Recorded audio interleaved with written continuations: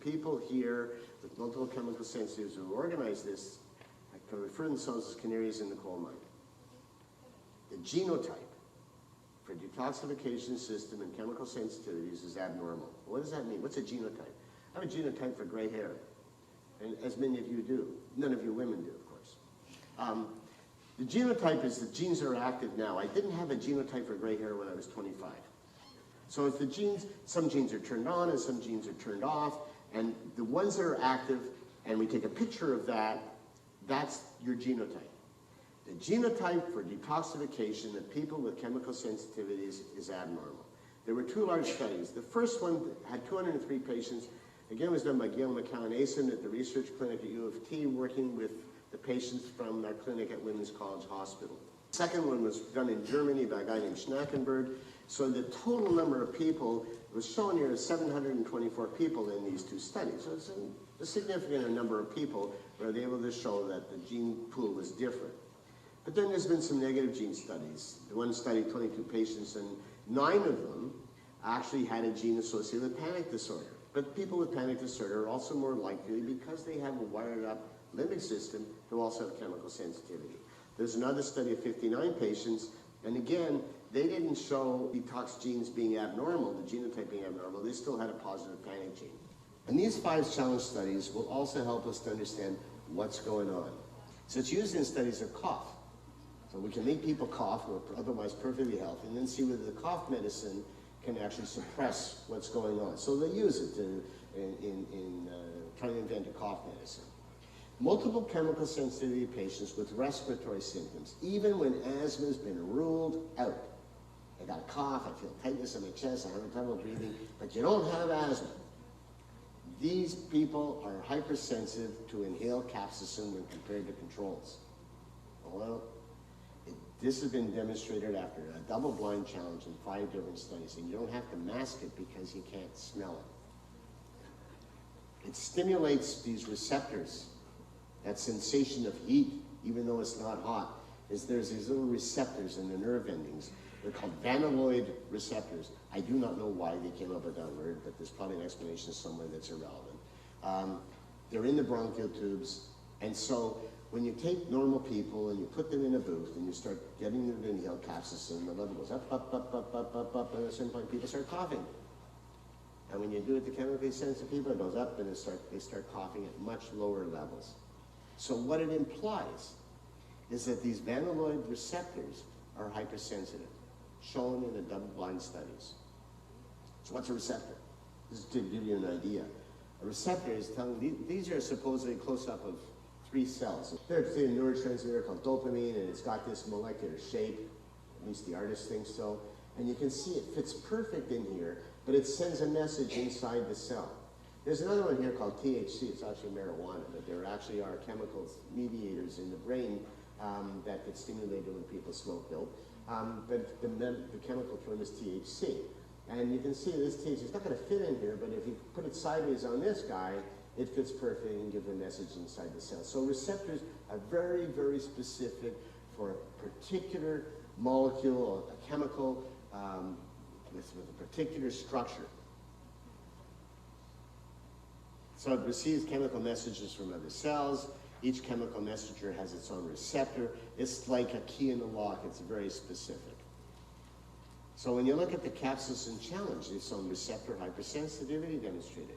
More like these patients who showed this are more likely to have multiple system involvement. They have faster brain processing of other kinds of substances. It's demonstrated in people with perfume sensitivity who supposedly don't have this multiple chemical sensitivity thingy. One study followed these patients for 5 years. The symptoms persisted. They had a reduced health-related quality of life, and they were persistently hypersensitive. Capsaicin challenge, these receptors are also called transient receptor potential vanilloid 1. That's TRPV1. I don't know why, but anyway, that's the new name for it. They're sensitized by oxidative stress. So you live in this environment long enough, that may be where the oxidative stress is going to get you, and once those are sensitized, you now start to develop multiple chemical sensitivity. Where are these receptors found? Respiratory system, gastrointestinal system, the brain, the limbic system, and they're involved in pain, Now, when you do functional brain scans of people with chemical sensitivities, and you challenge them, you can see measurable changes in the limbic system compared to control groups. There's 3 studies. Odor processing is different, cognitive brain function changed. This is the mantra of the toxicologist. The dose makes the poison. Every substance has a dose where it becomes poisonous, even water.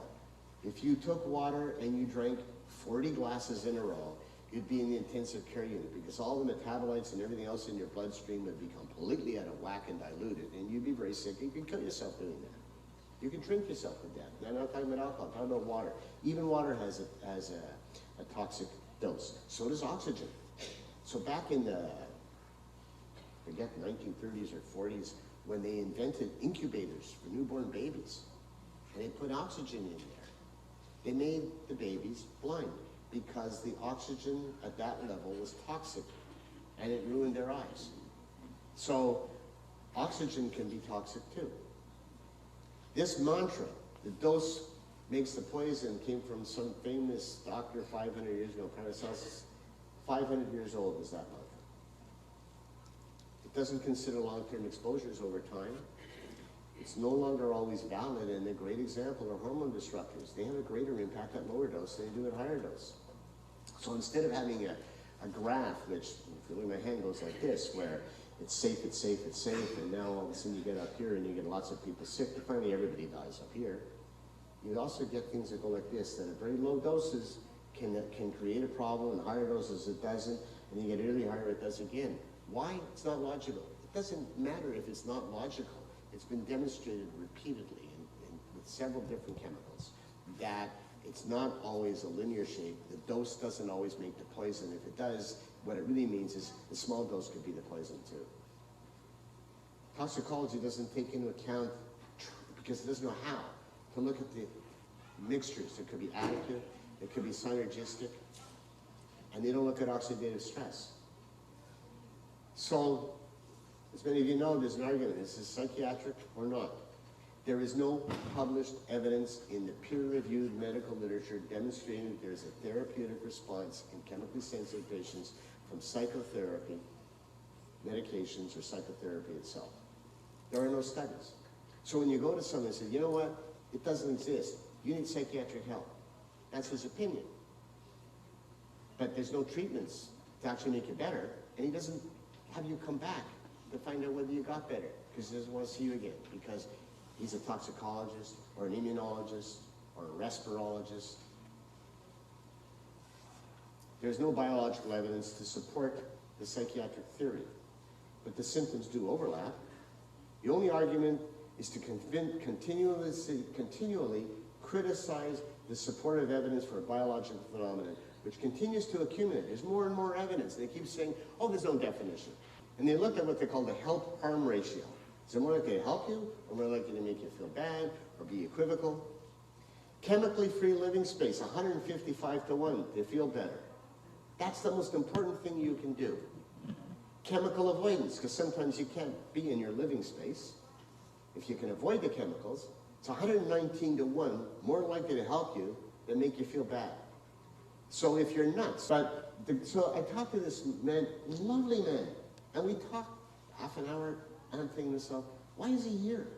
Everything I asked him, he felt good, he was happy, he had a nice family, yada, yada, yada. And finally it came out, it was 1969, that he had been writing Pierre Elliott Trudeau every day, 3 times a day, trying to call him and so on, to warn him that the FLQ was using mind-controlling techniques and inserting machines into people's heads to take over the country. So finally, I guess it got annoying enough that the RCMP showed up at his house and brought him over to the Civic Hospital Psychiatric Department, where he got admitted. So that was my case. And so we went back, all of the 4 or 5 medical students, and we discussed it with the teacher, the psychiatrist, of using antipsychotic medication, yada, yada, whatever the treatment was at the time. And at the end of the discussion, I said, I had a question. What would happen if you made a little cut in his forehead, put him to sleep, make a little cut in his forehead, put a stitch in, and then tell him that you took the machine out? What a great treatment. He said, well, it won't work. And the reason it won't work is that he's going to come back the next day and say they came back and put it on the machine in. And in fact, what you'll have done is you'll have done him harm, because now he's got proof that they took the machine out from that scar on his forehead. And well, okay, then don't go into these chemicals. I was still doing family practice at the same time. And as long as these people stayed away from the chemicals, they felt better. They didn't have their symptoms. He said, I'm staying at home, and that kind of sucks a little bit because, you know, I can't go out and visit my friends, or I can't go to the Christmas parties. But aside from that, I function really well. I perform my job from my home. I'm bringing up my kids. Instead we have holidays in the country instead of holidays in the city, yada, yada, yada. And go, these people are nuts. And even though I metaphorically took the machine out of the head, it didn't come back. Psychotherapy to help cope with multiple chemical sensitivity helps a titch. It helps to cope. Sometimes any chronic illness, doesn't matter what you have, the definition of chronic is it's not going to go away. There's a loss of quality of life, there's a loss of lifestyle, there may be a loss of finances, there's all that, and you got to adjust to it. And some people could use some help to cope. Here's another problem. Female predominance. I actually wrote an article once about the pollution discriminates against women. So we look at it as both sex and gender. Go, well, what's the difference? So sex differences are biological. When you have a baby, what sex is it? You haven't taught it yet to behave as a masculine or feminine way. It's the biological. So sex differences are biological, and gender differences are more the social influence. So when we look at the biological differences in women, there's hormone influences. Limbic system responses are different. So you take a rat, a male rat and a female rat, who obviously have not got cultural differences, and you stress them, and you measure the chemicals coming out of in the limbic system. The same parts of the limbic system respond, but there's different chemical mediators in the male versus the female. So there are biological differences in the limbic system of women versus men.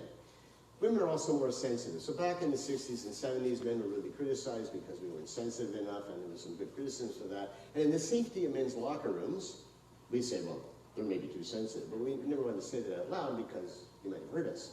But the point is that women do have a different level of sensitivity. You go into an environment and you read the room differently. You see the colors more. You can smell better. You feel pain more. All the different senses to read the environment are more heightened in women than in men. You also have a different body burden of chemicals. Women have higher levels of pollutants. You have more plastics. This is just the literature, so there may be others, but you have more plastics, you have more fire retardants, you have more cadmium, and you have more cobalt. Those are heavy metals. There's more sex differences. Higher uptake in inspiration. So what does that mean? But when you're in a room like this and you measure, and there are chemical pollutants in the room, and so we breathe them in, and almost all of them come out in the next breath. Some trying to stay stuck in there, they've gotten absorbed. So when we measure how much comes out in the next breath, less comes out in women than in men. You tend to hold on to it a little bit more.